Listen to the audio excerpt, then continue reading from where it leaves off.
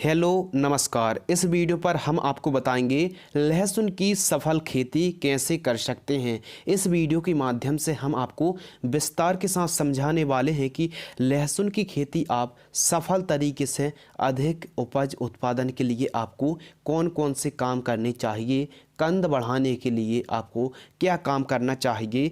इसके साथ इस वीडियो पर हम आपको विस्तार से समझाने वाले हैं, तो संपूर्ण जानकारी देखने के लिए वीडियो को अंत तक जरूर देखें। इस वीडियो पर हम जानेंगे कि किस प्रकार खेत तैयार किया जाता है, सिंचाई, खाद, बीज उपचार, मिट्टी, तापमान, लागत, मुनाफा, स्प्रे का शेड्यूल, साथ ही बात करेंगे खरपतवार की रोकथाम करने के लिए खरपतवार नाशक और खरपतवार को आप कैसे रोकथाम कर सकते हैं, पौधे से पौधे की दूरी, लान से लान की दूरी और देखभाल, सुरक्षा, सावधानी। तो हम पॉइंट टू पॉइंट विस्तार से समझाने वाले हैं ताकि आप आसानी से लहसुन की सफल खेती कर सकते हैं। आप देख रहे हैं the advance agriculture YouTube channel. मैं हूं आपका दोस्त शिव कुमार। चलिए शुरू करते हैं। सबसे पहले बात करते हैं खेत तैयार। तो आप गहरी जुताई कराइए और पकी हुई गोबर की खाद कम से कम 2 से 3 ट्राली पकी हुई होनी चाहिए। 2 से 3 ट्राली गोबर की खाद पूरे खेत में बिखेर दीजिए और रोटोवेटर से खेत को समतल करा दीजिए। इसके अलावा बात करते हैं उन्नत समय। उन्नत समय है सितंबर और अक्टूबर के मध्य आप खेती कर सकते हैं। यदि खेत जल्दी खाली हो जाता है तो आप सितंबर पर लहसुन की बुआई कर सकते हैं और खेत यदि बाद में खाली होते हैं तो आप अक्टूबर के आसपास बुआई कर सकते हैं। यह समय बहुत ही बेहतरीन रहता है, यानी सितंबर का महीना आप सितंबर के लास्ट वीक में भी आप बुआई कर सकते हैं। इसके अलावा बात करते हैं टेम्परेचर।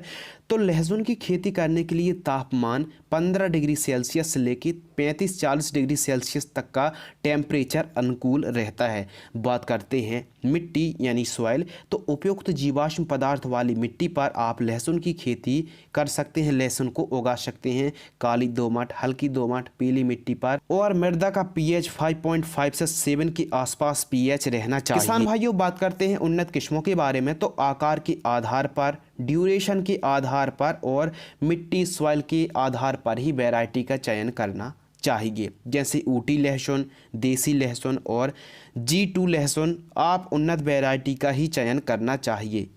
G2 लहसुन और भी मार्केट में कई प्रकार की वैरायटी अवेलेबल होती हैं। जो आपके एरिया में बढ़िया वैरायटी, उन्नत वैरायटी का ही आपको चयन करना चाहिए। वैरायटी को लेकर हम आपसे ज़्यादा डिस्कस नहीं करने वाले हैं, क्योंकि यदि आप ऊटी लहसुन की खेती करते हैं तो इसको आप ज़्यादा दिन तक स्टोरेज करके नहीं रख पाएंगे। ज़्यादातर भारत में सबसे ज़्यादा जो वैरायटी को लगाते हैं G2 लहसुन को सबसे ज़्यादा लगाते हैं। किसान भाइयों, बात करते हैं प्रति एकड़ बीज की आवश्यकता। तो यह शर्तें आकार के आधार पर ही निर्भर करती हैं, यानी लहसुन की कलियों का साइज छोटा है, बड़ा है या फिर मीडियम है, तो उसके अनुसार ही प्रति एकड़ बीज की मात्रा कम या फिर ज़्यादा हो सकती है। वैसे नॉर्मल देखा जाए, मीडियम साइज अगर देखा जाए तो समथिंग प्रति एकड़ 160 से 170 किलो बीज की आवश्यकता पड़ती है। यदि आप मीडियम लहसुन की बुआई करते हैं तो आपको 160 से 170 किलोग्राम की आसपास बीज लग जाते हैं और लहसुन की खेती पर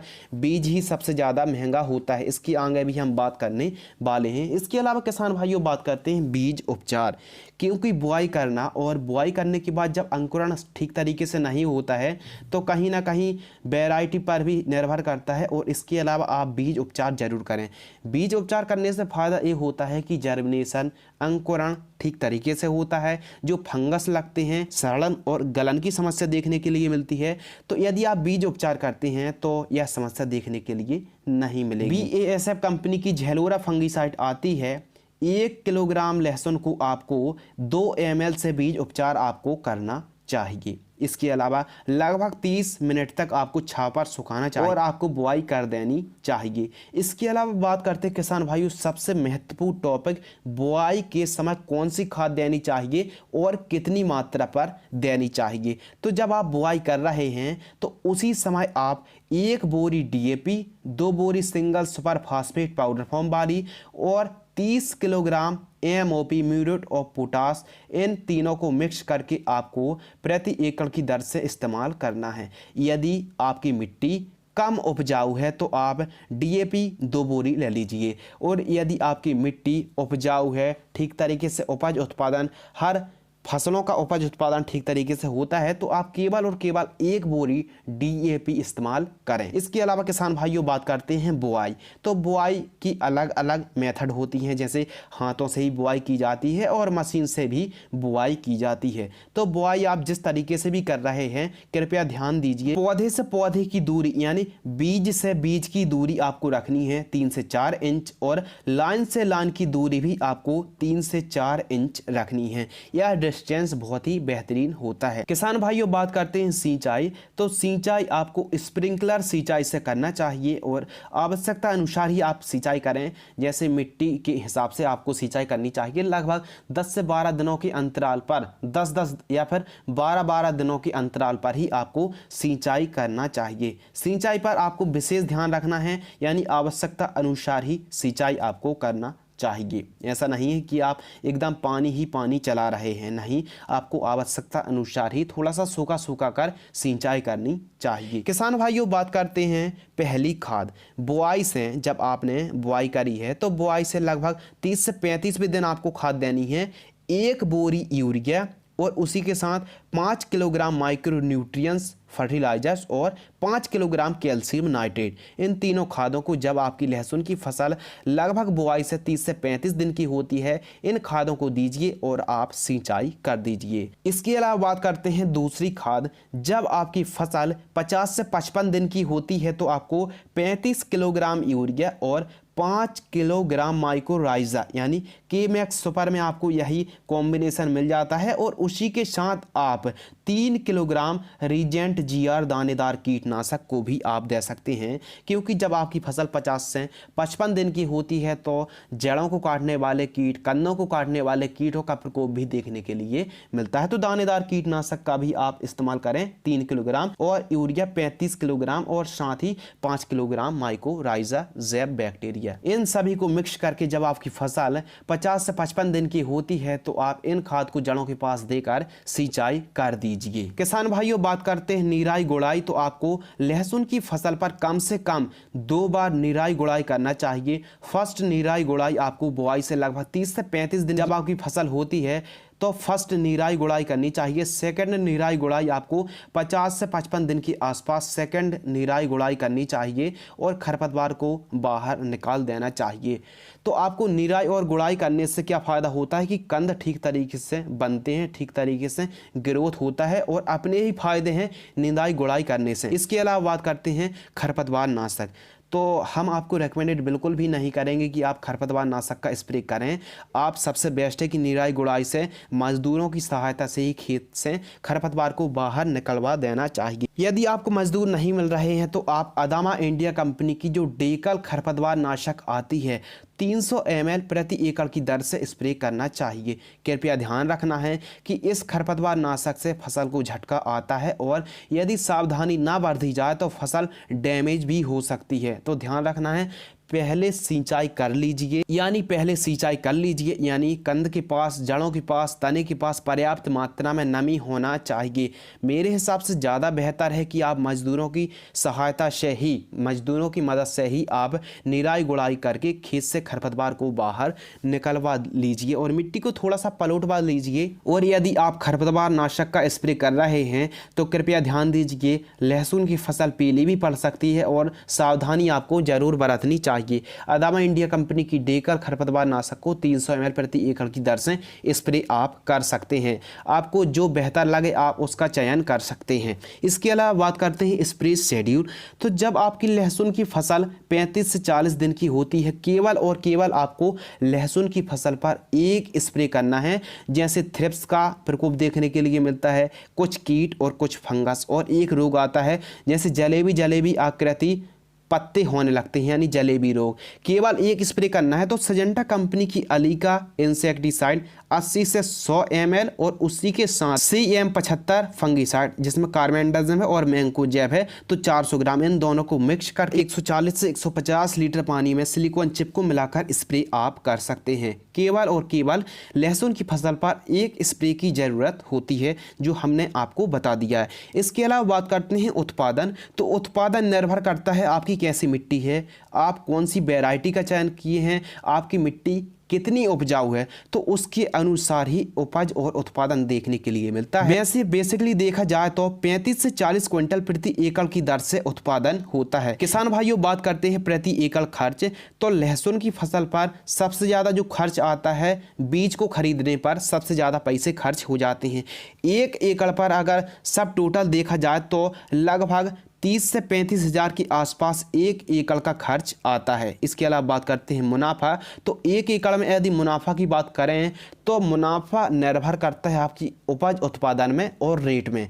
यदि आपको अच्छा उपज मिला और अच्छा रेट है तो आपको अच्छे ही मुनाफा देखने के लिए मिल सकता है। यदि बेसिकली नॉर्मली देखा जाए तो जो किसान भाई 1 एकड़ से 2 से 2.5 लाख रुपए के आसपास आप आसानी से कमा सकते हैं। थोड़ा सा रेट पर निर्भर करता है क्योंकि घाटा भी लग सकता है और फ़ायदा भी हो सकता है। घाटा तो नहीं लग सकता है लेकिन रेट कम होगा तो मुनाफा भी कम होगा। किसान भाइयों बात करते हैं जीवन चक्र। तो लहसुन की फसल का जो जीवन चक्र है 4 महीने में पककर तैयार होती है। लगभग 120 दिनों पर हमारी लहसुन की फसल पककर तैयार हो जाती है। इसके अलावा बात करते हैं दाग धब्बे। यदि लहसुन की फसल पर पत्तों पर दाग धब्बे आते हैं तो उसके लिए क्या करें।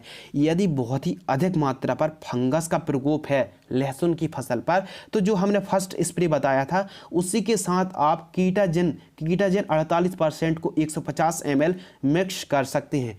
कृपया ध्यान दीजिए किसान भाइयों, यदि आपकी लहसुन की फसल पर पत्तों पर दाग धब्बे बहुत अधिक मात्रा पर दिखते हैं तो आप जब हमने फर्स्ट स्प्रे बताया है तो उसी पर आप मिक्स कर सकते हैं। कीटाजिन 48% को 150 ml फर्स्ट स्प्रे पर आप मिक्स करके स्प्रे कर दीजिए। और यदि आपकी फसल पर दाग धब्बे या फिर कोई ऐसे फंगस ज़्यादा नहीं दिख रहे हैं तो कोई ज़रूरत नहीं है कीटाजिन स्प्रे करने की।